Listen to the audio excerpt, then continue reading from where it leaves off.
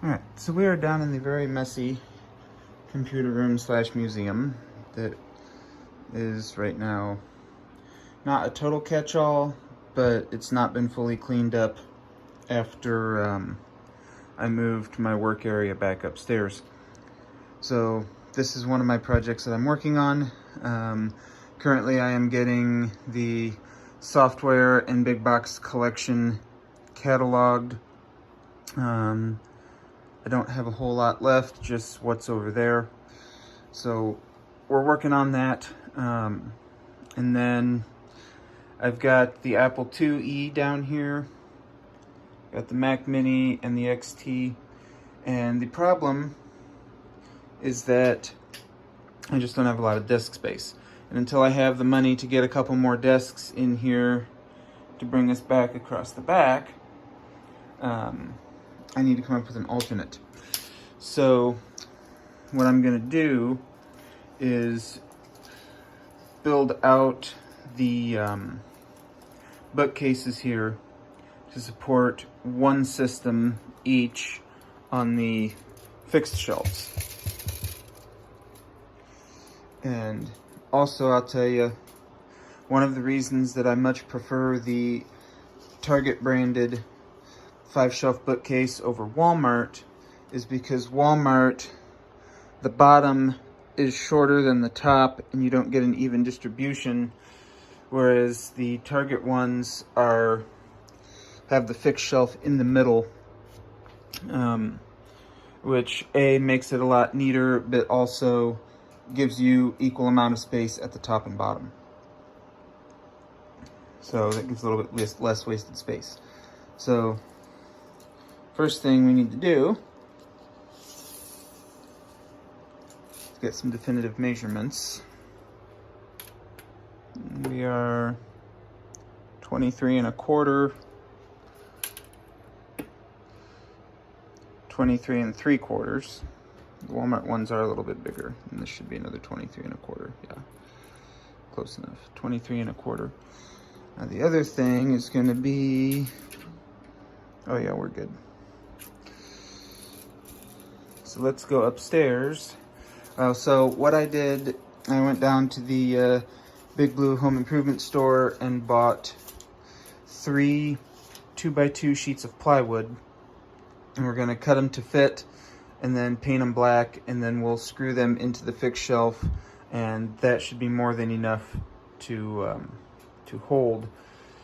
I need to look up how deep the PS2 desktops are, because I want to make sure that I can put my PS2s on display in here.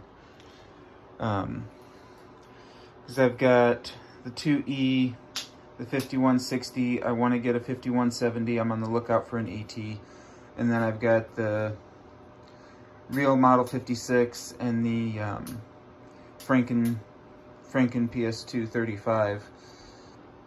I want to get all that put together, and then probably my next purchase will be an HP workstation, either a Z420 or a Z600. I really am trying to remember that old stuff was cheap once, and I want to get into some of the mid-grade stuff now before waiting for it to be old and then really more expensive. So I'm kind of looking at an XP era machine and just kind of seeing what I can find and what I hit on Marketplace. I'd like to get a Mac Pro too, probably like a G5 or something, but that's farther down the road. But either way, I got more stuff I want to get, and having this extra display space will make a difference. So let's go get upstairs. All right, so this is what I got. This is just a 23/32, 2 foot by 2 foot piece of plywood. Now you might be wondering, why not use one of these? These are 1x16 panels, and so for one, can't really see it, but these are edge glued boards, which is how they're so cheap. And I don't want to end up having the weight of one of the systems snap all of those off. So I want to just use plywood. Also, I have these earmarked for another project that is taking longer to even get started than I would like, but you know, it is what it is. So we have the fence set up on the table saw. Actually have a chance to use our FlexVolt table saw, which is great when I need it, like right now. I just don't use it a whole lot, but that's all right. It's awesome to have. So let's get this cut and then go dry fit it, and if it's good, then we'll cut the other two and paint them. You can laugh if you want. You may think a cordless table saw is a joke, but let me tell you, that thing just sawed through that like it was nothing. Let's go see how it fits. Oh wait, I need to narrow it down. Hang on. Benefit to having multiple of these all around. The Walmart one, it will actually fit as is, and I'm good with that. So I just need to, I can rip the other two, and then we'll dry fit it on the mainstays bookshelf, and then we'll paint them. I don't even have to walk all the way to the basement. Okay, well, sometimes I feel I should rename this channel the ADHD Idiot That Doesn't Complete Things. So we left off at cutting the boards. So this is what they look like after they're painted. I just spray painted them down and then screwed them in to the actual, whatever this thing's called, it something shelf, bookshelf, whatever. I couldn't tell you right now. Anyway, this is where we're at right now. Due to the depth of the monitor, it didn't really fit right to have the floppy drives underneath it, which to me is where they quote-unquote belong, because that's how it always was at the library when I was younger than I would like to admit. There's something stuck under my caps lock key. Piece of something. Anyway, I have the heresy crime of stacking the floppy drives next to the Apple IIe, which is not acceptable, but oh well, we'll get over it. And then we have the XT next to it, and then this one will get the or one of the PS2s, which I haven't brought home from storage yet. And then the other PS2 will go on here. I'm thinking I'm probably going to put the actual Model 56 on here with the monitor that doesn't work, and then I'll put the 35 over here with the FW900, because I'll actually want to play with it. I just have to bring home the computer with an IDE drive so that I can reformat the hard drive. And then up above, I want to lower this shelf and then get some stands so I can actually display the Model F. Although this is a $200 plus keyboard, it's really hard to find in this nice a condition, so I don't want it to fall. But that'll mean drilling holes and trying to get it level, and that's just more than I want to mess with right now, because it's really all freehand. I don't have a way to like drill that out easily, and then like I said, I'd run the risk of it falling. So on this side, I found a Sharp VFD calculator at Goodwill.